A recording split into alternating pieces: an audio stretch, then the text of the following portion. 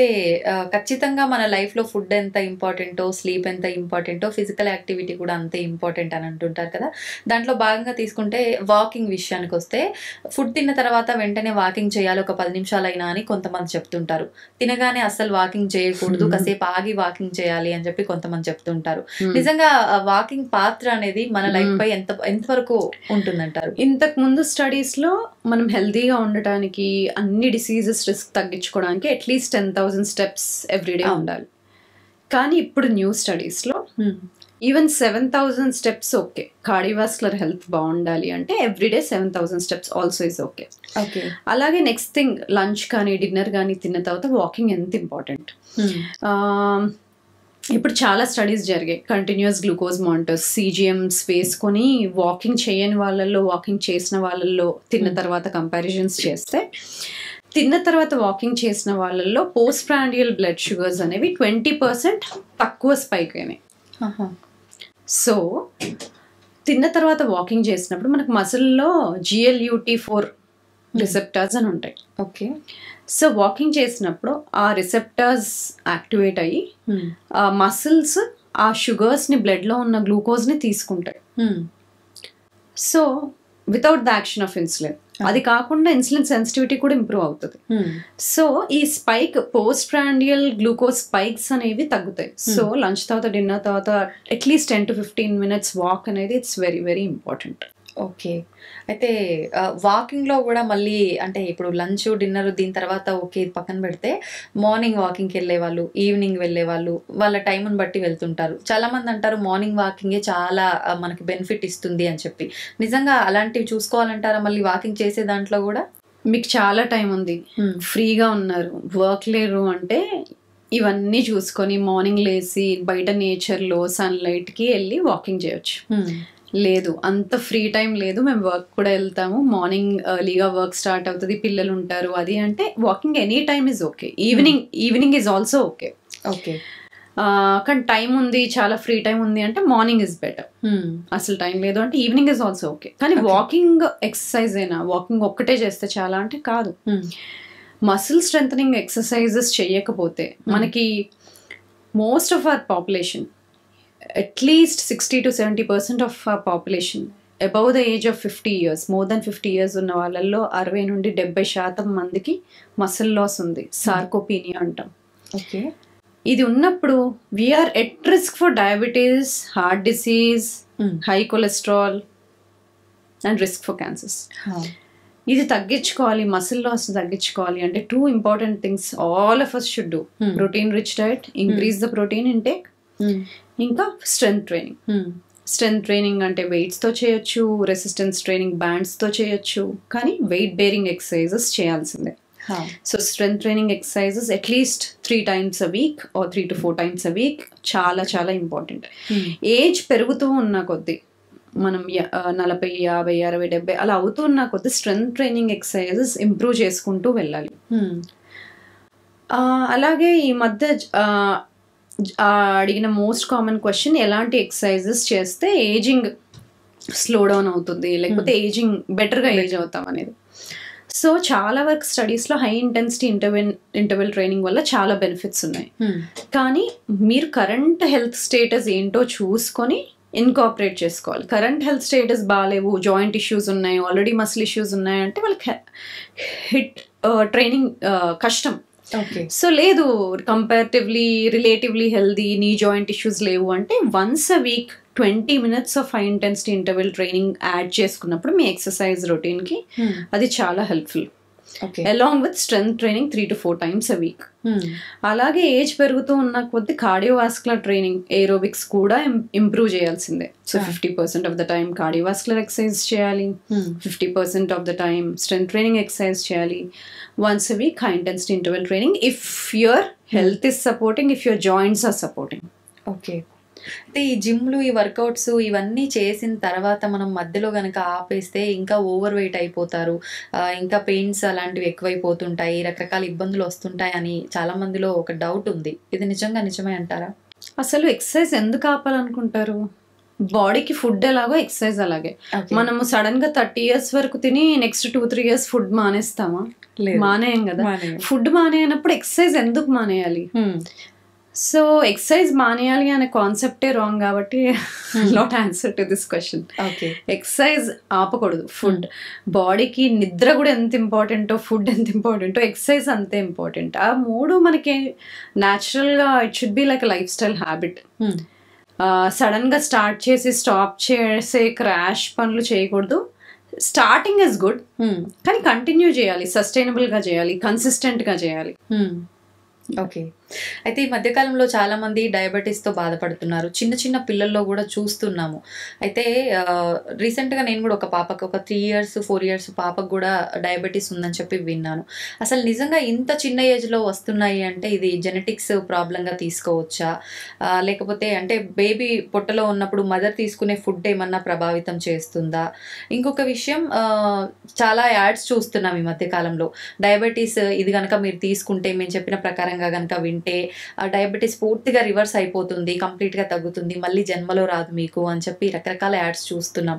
నిజంగా అలా అయ్యే అవకాశం ఉంటుందంటారా? ఈ క్వశ్చన్ లో 2 parts ఉన్నాయి, 2 questions ఉన్నాయి. సో యంగ్ ఏజ్ అంటే less than 10 to 12 years లో వచ్చే డయాబెటీస్ ని మామూలుగా type 1 డయాబెటీస్ అంటాము. ఎందుకంటే వాళ్ళకి యాంటీబాడీస్ ఉంటాయి. ప్యాంక్రియాస్ కి కానీ ఇన్సులిన్ రిసెప్టార్స్ కి కానీ యాంటీబాడీస్ ఉంటాయి కాబట్టి bodies acting against you. Insulin damage అయిపోతుంది, ఇన్సులిన్ ప్రొడక్షన్ ఉండదు వాళ్ళకి. సో దాన్ని type 1 డయాబెటీస్ ఉంటాం. సో దానికి ట్రీట్మెంట్ ఓన్లీ ఇన్సులిన్. ఇది పక్కన పెడితే, సో ఇది రకరకాల కారణాల వల్ల అవ్వచ్చు. మోస్ట్లీ దానికి ఒక జెనెటిక్ కాంపనెంట్ ఉంటుంది, కానీ ఏవైనా వైరల్ ఇన్ఫెక్షన్స్ వచ్చినప్పుడు కానీ అలా ట్రిగర్ అయ్యే ఛాన్స్ ఉంటుంది. ఓకే. సో అది type 1 diabetes. type 2 diabetes mostly ఎల్డర్లీలో వస్తుంది, కానీ ఆ ఎల్డర్లీ అనే ఏజ్ లిమిట్ ఇప్పుడు తగ్గిపోతా ఉంది due to stress, sedentary life style, exercise చేయకపోవడం, bad life style habits or bad food habits వల్ల చాలా ఎర్లీగా డయాబెటీస్ రావడం చూస్తున్నాం. సో డయాబెటీస్ రివర్సల్ పాసిబుల్ అనే ఒక క్వశ్చన్ అడిగితే, డయాబెటీస్ రివర్సల్ అంటే ఏంటి? మనం ఫస్ట్ ఇనీషియల్ గా రెస్ట్రిక్టివ్ డయట్ తీసుకున్న తర్వాత నార్మల్ డయట్ తీసుకున్నా గానీ మళ్ళీ డయాబెటీస్ లోకి వెళ్ళకపోవడం. సో ఈ డయాబెటీస్ రివర్సల్ ఎవరిలో పాసిబుల్? ఇనీషియల్ స్టేజెస్ లో ఉన్న వాళ్ళు, pre diabetes or type 2 diabetes వచ్చి ఇనీషియల్ ఫస్ట్ 5 years అయింది, ఇంకా కాంప్లికేషన్స్ ఏం రాలేదు, లైక్ నర్వస్ సిస్టమ్ కాంప్లికేషన్స్ కానీ వాస్కులర్ కాంప్లికేషన్స్ కానీ ఇలాంటివి ఏమీ ఇంకా రాలేదు, కార్డియాక్ ఇష్యూస్ లేవు అన్న వాళ్ళలో reversal is little easy. Early stages, very early stages. లేదు ఆల్రెడీ ఇన్సులిన్ తీసుకుంటున్నారు, 3 to 4 డ్రగ్ కాంబినేషన్ మెడిసిన్స్ ఉన్నాయి, కాంప్లికేషన్స్ ఉన్నాయి, మైక్రోవాస్కులర్ మైక్రోవాస్కులర్ కాంప్లికేషన్స్ అన్నాం, అవి ఉన్నాయి అంటే వాళ్ళల్లో reversal is little not possible. Okay. అయితే మనకు లివర్ ప్రాబ్లమ్స్లో కూడా చాలా, అంటే లివర్కి సంబంధించిన ఇష్యూస్ వచ్చినప్పుడు ఖచ్చితంగా టోటల్ క్యూర్ ఉంటుంది, అంటే ఫైనల్ స్టేజ్కి వెళ్ళిన తర్వాత కూడా క్యూర్ ఉంటుంది అని చెప్పి వింటున్నాం కదా. నిజంగా అంటే లివర్కి రిపేర్ చేసుకునే ఒక శక్తి ఉంటుంది, అలాంటి ఛాన్స్ లివర్ ప్రాబ్లమ్స్లో ఉంటుందంటారా? సో లివర్లో చాలా ప్రాబ్లమ్స్ ఉంటాయి, కానీ మోస్ట్ కామన్ మనం ఎక్కువ శాతం డీల్ చేసేది ఫ్యాటీ లివర్ అంటాం. ఫ్యాటీ లివర్ ఇంకా type 2 diabetes brothers and sisters లాగా అనమాట. విజరల్ ఫ్యాట్ అంటే బాడీలో ఆర్గన్స్ చుట్టూ ఉండే కొవ్వు పెరిగినప్పుడు ఫ్యాటీ లివర్ కూడా వస్తుంది. type 2 డయాబెటీస్ లో మనం ఫ్యాటీ లివర్ ఎక్కువ చూస్తూ ఉంటాం. సెంట్రల్ పొట్ట భాగంలో వెయిట్ గెయిన్ అయిపోయి type 2 డయాబెటీస్ వచ్చి ఫ్యాటీ లివర్ అనేది మోస్ట్ కామన్ కాంబినేషన్. సో రెండిటికి similar treatment, very anti inflammatory diet తీసుకోవడం, కార్బోహైడ్రేట్స్ తగ్గించి తీసుకోవడము, రిఫైన్డ్ ఫుడ్స్ తీసేయడము, ఇంటర్మీడియట్ ఫాస్టింగ్ ఇంక్లూడ్ చేయడం, ఇవన్నీ చేసినప్పుడు హెల్దీ ఫ్యాట్స్ తీసుకోవడం, ఇవన్నీ ఇంక్లూడ్ చేసినప్పుడు రెండు తగ్గుతాయి. ఫ్యాటీ లివర్ తగ్గుతుంది, type 2 డయాబెటీస్ కూడా తగ్గుతుంది. ఓకే. చాలా మంది లేడీస్లో PCOD, PCOS ప్రాబ్లమ్స్ చాలా ఎక్కువగా చూస్తున్నాం ఈ మధ్య కాలంలో. ఈ ప్రాబ్లమ్స్ ఎందుకు వస్తాయి అంటారు అసలు? అంటే ఫుడ్ హ్యాబిట్స్ అయినా జెనెటిక్సా ఏంటి అసలు? టు సర్టన్ ఎక్స్టెంట్, కొంచెం ఎక్స్టెంట్ వరకు జెనెటిక్స్ ఉంటుంది, బట్ కొంచెం major portion would be lifestyle factors or nutrition, ఇలాంటివి కూడా this a lot of role. ఎందుకంటే పాలిసిస్టిక్ ఒవేరియన్ సిండ్రోమ్ అన్నప్పుడు it is multi system syndrome, అంటే దానిలో భాగంగా వాళ్ళకి ఇన్సులిన్ రెసిస్టెన్స్ ఉంటుంది. సో ఇన్సులిన్ రెసిస్టెన్స్ ఉండి చాలా రకాల సిమ్టమ్స్ ఉంటాయి. సో జెనెటిక్స్ కి కొంచెం భాగం ప్రాబ్లం ఉంటుంది, బట్ ఎపిజెనెటిక్స్ ది కూడా, అంటే జెనెటిక్స్ చుట్టూ జరిగే చేంజెస్ ఏవైతే ఉంటాయో, అంటే డిఎన్ఏలో స్ట్రక్చర్ అది చేంజ్ అవ్వకుండా మనం తీసుకునే లైఫ్ స్టైల్ చేంజెస్ వల్ల ఏమైనా అవుట్పుట్ ఉంటే, చేంజెస్ ఉంటే వాటిని ఎపిజెనెటిక్స్ అంటాం. మనం ఇంతకుముందు అప్పటి నుండి డిస్కస్ చేసిన మార్పులు ఏవైతే ఉన్నాయో వాటిని ఎపిజెనెటిక్ చేంజెస్ అంటాం, లైఫ్ స్టైల్ చేంజెస్ అంటాం. సో అవి చేసినప్పుడు మనకి జెనెటిక్ రిస్క్ ఉన్నా కూడా, లైక్ డయాబెటీస్కి కానీ, కొన్ని రకాల క్యాన్సర్స్కి కానీ, హైపర్ టెన్షన్ కానీ, వీటన్నిటికీ రిస్క్ ఉన్నా కూడా, ఆల్జైమర్స్కి కానీ, మనం తీసుకునే జాగ్రత్తల వల్ల, లైఫ్ స్టైల్ చేంజెస్ వల్ల ఎపిజెనెటిక్స్ చేంజ్ చేయొచ్చు. జెనెటిక్స్ చేంజ్ చేయలేము. డిఎన్ఏ అది ఒక బ్లూ ప్రింట్ కదా, బ్లూ ప్రింట్ని చేంజ్ చేయలేము. కానీ దాని అవుట్పుట్ ఎలా ఉంటుందో, అది ఏం ప్రొడ్యూస్ చేస్తుందో, ఏం ప్రింట్ చేస్తుందో దాన్ని చేంజ్ చేయొచ్చు. Epigenetics can be changed. ఇప్పుడు మనం డిస్కస్ చేసిన ఈ 4-5 థింగ్స్ మనం కరెక్ట్గా చేయగలిగితే మనం అన్ని రిస్క్స్ని తగ్గించుకోవచ్చు. బాడీ డీటాక్స్ అంటారు. అయితే ఈ బాడీ డీటాక్స్ అంటే ఏంటి? ఈ మధ్య కాలంలో చాలా మంది వాటర్లో డైరెక్ట్గా జ్యూసెస్ పిండడం కాకుండా ముక్కలుగా కట్ చేసేసి ఇది డీటాక్స్ వాటర్ అని చెప్పి ప్రిపేర్ చేస్తున్నారు. నిజంగా ఇది వర్కౌట్ అవుతుందంటారా? అసలు ఎందుకు డీటాక్స్ చేయాలి? డీటాక్స్ ఉట్టి లివరే చేస్తుందని అందరు అనుకుంటారు, కానీ డీటాక్స్ అనేవి 5 ఆర్గన్స్ చేస్తాయి. Liver, lungs, kidneys, digestive system and sweat glands. Okay, ఇవన్నీ కూడా డీటాక్స్ చేస్తాయి. సో మనకి కాన్స్టిపేషన్ ఉండకపోవడం ఇంపార్టెంట్, యూరిన్ అవుట్పుట్ బాగుండడం ఇంపార్టెంట్, ఈజీఎఫ్ఆర్ అంటాం కిడ్నీ ఫంక్షన్ అసెస్ చేయడానికి, అది మోర్ దాన్ 90 ఉండడం ఇంపార్టెంట్. మనం బ్రీదింగ్ ఇష్యూస్ లేకపోవడం ఇంపార్టెంట్. పీపుల్ బ్రీదింగ్ ఇష్యూస్ ఉన్న వాళ్ళు దే డోంట్ లంగ్ డీటాక్స్ సరిగ్గా ఉండదు. అలాగే లివర్, అలాగే డైజెస్టివ్ సిస్టమ్. సో ఎక్కువ శాతం డీటాక్స్కి రెమెడీస్, డీటాక్స్కి చిట్కాలు అన్నప్పుడు యూజువల్గా లివర్ని టార్గెట్ చేసి కానీ, లేకపోతే డైజెస్టివ్ సిస్టమ్ని టార్గెట్ చేసి కానీ, లేకపోతే కిడ్నీస్ని టార్గెట్ చేసి కానీ క్రియేట్ చేస్తూ ఉంటారు. కానీ ఏదేమైనప్పటికీ మన health, liver health, lung health, kidney health, మన lymphatic system drainage or digestive health, ఇవన్నీ బాగుండాలంటే బేసికలీ మనం ఇంక్లూడ్ చేసుకోవాల్సింది anti inflammatory foods. Okay, anti inflammatory foods అంటే ఒక 10 ఫుడ్ గ్రూప్స్లో ఉంటాయి. ఒకటి fibre rich whole grains like millets, quinoa, fibre rich, ఇవి యాంటీ ఇన్ఫ్లమేటరీ. అలాగే healthy fats, omega 3 rich foods, flax seeds, chia seeds, వీటిలో ఒమేగా 3s ఎక్కువ ఉంటాయి. అలాగే ఫిష్ కూడా. ఇవి కాకుండా పాలిఫెనాల్ రిచ్ వెజిటబుల్స్, ఇంతకుముందుగా అనుకున్నాం కదా, రకరకాల కూరగాయలు. అలాగే low GI fruits like berries, papaya, guava, ఇలాంటివి. ఇది కాకుండా హనీలో కూడా యాంటీ ఆక్సిడెంట్స్ ఎక్కువ ఉంటాయి. సో మోతాదుగా తీసుకోవాలి హనీ కూడా. సో ఇది కాకుండా లెగ్యూమ్స్, పప్పులు, రకరకాల పప్పులు, చోలే, శనగలు, అలాగే బొబ్బర్లు అంటాం కదా, ఇలాంటివన్నీ కూడా. అలాగే బ్లాక్ దాల్, వీటిల్లో కూడా యాంటీ ఆక్సిడెంట్స్ ఎక్కువ ఉంటాయి ఆర్ యాంటీ ఇన్ఫ్లమేటరీ. ఇది కాకుండా ఇండియన్ స్పైసెస్ మనం వాడుకుంటాం కదా, ఇండియన్ స్పైసెస్ పోపుకు వాడేవన్నీ, అవన్నీ మంచివి. అలాగే herbs and green leafy vegetables కూడాను. వెజిటబుల్స్లో ఎక్కువ క్రూసిఫెరస్ వెజిటబుల్స్ అంటాం. ఇంతకుముందు మనం అనుకున్నాం కదా, cabbage, cauliflower, Brussels sprouts, broccoli, ఇవి. వీటితో పాటు బీట్రూట్, స్వీట్ పొటాటో, ఇవి. ఫ్రూట్స్లో pomegranate on the top, number 1.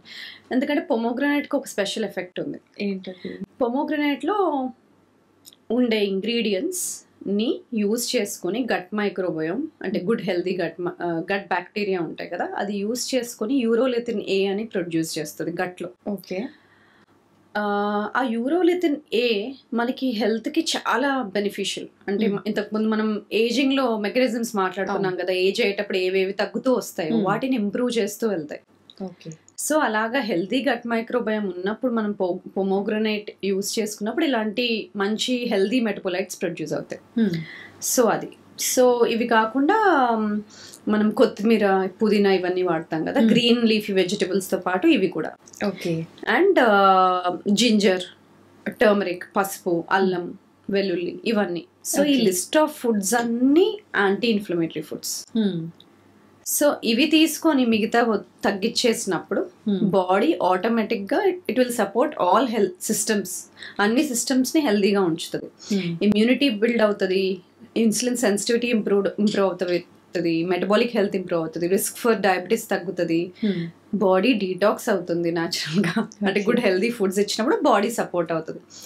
So ఇవన్నీ తీసుకున్నప్పుడు దీన్ని యాంటీ ఇన్ఫ్లమేటరీ ఫుడ్స్ అంటాం. అలాగే దీనివల్ల ఏమవుతుందంటే మనం పొల్యూటెంట్స్కి కానీ ఎన్వైరన్మెంటల్ టాక్సిన్స్కి కానీ హెవీ మెటల్స్కి కానీ హెర్బిసైడ్స్ ఫంగిసైడ్స్ ఇవి ఎక్స్పోజ్ అయినప్పుడు బాడీ ఎక్కువ వాటిని డీటాక్సిఫై చేయగలుగుతుంది ఇలాంటి యాంటీ ఇన్ఫ్లమేటరీ ఫుడ్స్ తీసుకున్నప్పుడు.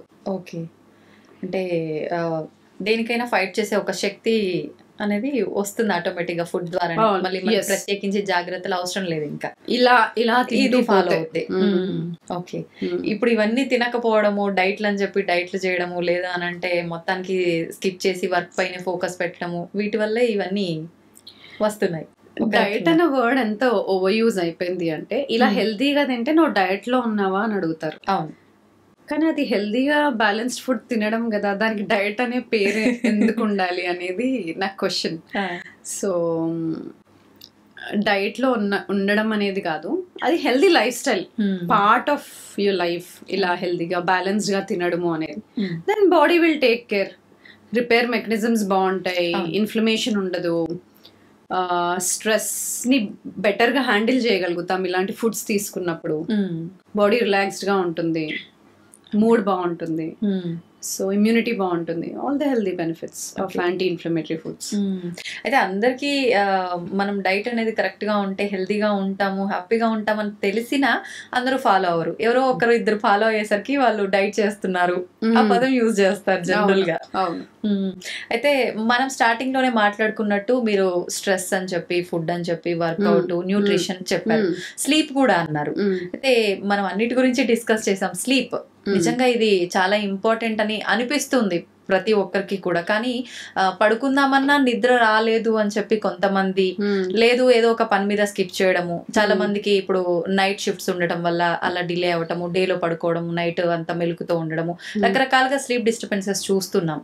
నిజంగా ఎవరికి ఎన్ని గంటలు అవసరము, కరెక్ట్ స్లీప్ అనేది ఏ టైం నుంచి ఏ టైం వరకు, వాటి గురించి. స్లీప్ చీకటిగా ఉన్నప్పుడు పడుకోవడమే బెటర్. అంటే మనం ఎన్నో ఇయర్స్ నుండి హ్యూమన్ బాడీస్ అలాగే ట్రైన్ అయ్యాయి, సన్సెట్ తర్వాతే పడుకోవాలి. సో దాంట్లో దెర్ ఇస్ నో క్వశ్చన్. ఇంకా వర్క్ ఉంది కదా, నేను నైట్ వర్క్ చేస్తాను పడుకోలేను అంటే దాంతో హెల్త్ ఇష్యూస్ వస్తాయి. బట్ ఐడియల్లీ సన్సెట్ తర్వాతే పడుకోవాలి. So 7 to 9 hours is ideal time. అయితే స్లీప్ లో మనకి 4 to 5 సైకిల్స్ కంప్లీట్ చేస్తాం అనమాట. ఈచ్ సైకిల్ 90 minutes ఉంటుంది. ఆ సైకిల్ లో 2 stages ఉంటాయి, 2 cycles ఉంటాయి. ఎన్ఆర్ఈఎం, ఆర్ఈఎం అంట. ఎన్ఆర్ఈఎం లో స్టేజ్ 1, స్టేజ్ 2, స్టేజ్ 3 అనడం. స్టేజ్ 1 అంటే అప్పుడే నిద్రలోకి వెళ్తూ ఉంటాము, కానీ ఈజీగా లెగగలుగుతాం, కానీ బ్రెయిన్ వేవ్స్ స్లో డౌన్ అవుతూ ఉంటాయి. Next stage 2. స్టేజ్ 2కి వెళ్ళినాక బాడీ టెంపరేచర్, కోర్ టెంపరేచర్ అంటాం కదా, అది తగ్గుతుంది, రెస్టింగ్ హార్ట్ రేట్ తగ్గుతుంది. సో ఆ టైంలో మనకి hormones, insulin, like growth hormone అంటాము, అవి యాక్టివేట్ అవుతాయి. Okay. Next stage 3 is deep sleep. Deep sleep లో hormone regulation, immune system, cell repair, ఇవన్నీ ఇంపార్టెంట్ థింగ్స్ అన్ని డీప్ స్లీప్ స్టేజ్ 3 లో అవుతాయి. Next we move in to REM sleep. అప్పుడు ఏంటంటే మెమరీ కన్సాలిడేట్ అవుతుంది, డ్రీమింగ్ అనేది అవన్నీ అప్పుడు ఉంటాయి అన్నమాట, కన్సాలిడేషన్ ఆఫ్ మెమరీస్ ఇవన్నీ. సో ఈ డీప్ స్లీప్, ఆర్ఈఎం స్లీప్ సరిగ్గా లేని వాళ్ళకి కార్టిజాల్ ఇస్ హై. ఒక్క 1 night డిస్టర్బ్డ్ స్లీప్ ఉంటే నెక్స్ట్ డే ఇన్సులిన్ సెన్సిటివిటీ సరిగ్గా ఉండదు. నువ్వు ఎంత హెల్దీ ఫుడ్ తిన్నా సరే నెక్స్ట్ డే గ్లూకోజ్ స్పైక్ అవుతుంది, హెల్దీ తిన్నా. 1 night గుడ్ నైట్ స్లీప్ లేకపోతే. అలాగే క్రానికల్ గా లాంగ్ టర్మ్ నైట్స్ స్లీప్ సరిగ్గా లేదంటే it will lead to hormonal imbalances, low immunity, cellular body repair mechanisms తగ్గిపోతాయి, ఇన్ఫ్లమేషన్ పెరుగుతుంది, కార్టిజాల్ లెవెల్స్ పెరుగుతాయి, ఇవన్నీ జరుగుతాయి. అలాగా ఈ సైకిల్స్ అనేవి స్లీప్ లో 4 to 5 సైకిల్స్ ఉండాలి. మొత్తం స్లీప్ లో 50% అన్నా మనం డీప్ స్లీప్ లో స్పెండ్ చేయగలగాలి. సో మంచి స్లీప్ అంటే అది 4 to 5 సైకిల్స్ ఉండాలి. Stage 1 to 3 of NREM sleep ఉండాలి, తర్వాత ఆర్ఈఎం స్లీప్ ఉండాలి. ఎందుకంటే ఈచ్ స్టేజ్ ఆఫ్ స్లీప్ లో మనకి డిఫరెంట్ బాడీ రిపేర్ అవుతూ ఉంటుంది. ఒకసారి ఇన్సులిన్ సెన్సిటైజ్ అవుతూ ఉంటుంది, గ్రోత్ హార్మోన్ రిపేర్ అవుతూ ఉంటుంది, బాడీ రిపేర్ చేస్తూ ఉంటుంది, హార్మోన్స్ బ్యాలెన్స్డ్ గా ఉంటాయి, కార్టిజాల్ బ్యాలెన్స్డ్ గా ఉంటుంది, మెమరీ కన్సాలిడేట్ అవుతుంది, నెక్స్ట్ డే బాగా గుర్తుండడము, బాగా పడుకుంటే బాగా గుర్తుంటది, బాగా పడుకోకపోతే ఉండదు. సో కన్సాలిడేట్ అవ్వదు whatever you're working on. And decision making, choices చెప్పాను కదా, 1 night స్లీప్ సరిగ్గా లేకపోతే, ఆర్ఈఎం స్లీప్ సరిగ్గా లేకపోతే next day you don't make good choices. It could be health choices, food choices, decision making, అవన్నీ compromise అయిపోతాయి. Okay okay. So your decision making, mood, immunity, hormonal balance, everything. అలాగే hormones, leptin, రెలిన్ అంటాం. Leptin, రెలిన్ అనే hormones balanced. రెలిన్ అంటేనేమో hunger hormone, మనకి ఆకలి అవుతుంది అని తెలియాలి అంటే రెలిన్ యాక్టివేట్ అవుతుంది. ఓకే. తిన్న తర్వాత కడుపు నిండింది, ఫుల్నెస్ అయ్యింది అని మనకు తెలిసేది లెప్టిన్ వల్ల. సో స్లీప్ సరిగ్గా లేకపోతే ఈ బ్యాలెన్స్ కోల్పోయి లెప్టిన్ లెవెల్స్ తగ్గిపోయి లెప్టిన్ ఇంటాలరెన్స్ వచ్చి we keep eating more and more. ఎందుకంటే ఫుల్నెస్ తెలియదు, ఓవర్ ఈట్ చేస్తాం. So first of all wrong health food choices చేస్తాం స్లీప్ సరిగ్గా లేక, and we overeat. So sleep is link to so many things. So food, sleep are on the top. Health ఏమైనా change చేసుకోవాలి, stabilize అవ్వాలి అంటే we should work topmost are food, sleep. Okay. అయితే చాలా మందిలో పడుకునే ముందు, చాలా మంది కాదు ప్రతి ఒక్కరు చేసే పనే మొబైల్ చూడటం.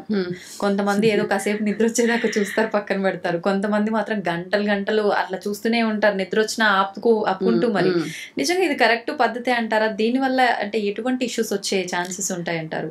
న్యాచురల్గా బాడీకి తెలియాలి మనం నిద్రపోతున్నామని. అప్పుడే మెలటోనిన్ అనేది పీనియల్ గ్లాండ్ నుండి రిలీజ్ అయ్యి బాడీ స్లో డౌన్. చెప్పాను కదా డిఫరెంట్ స్టేజెస్లో బాడీ ఎలా స్లో డౌన్ అవుతుందో. First brain waves, slow brain waves ఉంటాయి, తర్వాత హార్ట్ రేట్ తగ్గాలి, తర్వాత రెస్టింగ్ మన బాడీ ఇంటర్నల్ కోర్ టెంపరేచర్ తగ్గాలి.